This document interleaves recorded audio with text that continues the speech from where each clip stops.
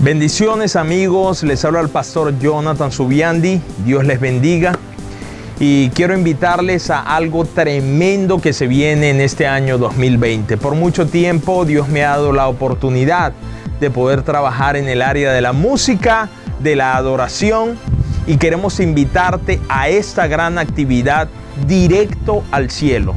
Si te apasiona la música, si te apasiona la adoración, si tal vez han venido canciones a tu corazón, a tu mente, no sabes cómo canalizarla, no dejes de ir a esta gran conferencia que vamos a estar teniendo el 18 de enero. Vamos a estar hablando sobre cómo componer temas, vamos a estar hablando sobre la formación de un adorador, sobre la formación de los músicos, vamos a dar algunos tips sobre instrumentos musicales, vamos a estar dando herramientas para que tú puedas fluir como adorador, para que tu equipo en la iglesia donde sirves pueda tener una mejora y dar lo excelente para el Rey. Así que te invitamos este 18 de enero en Santa Cruz, directo al cielo. Dios te bendiga.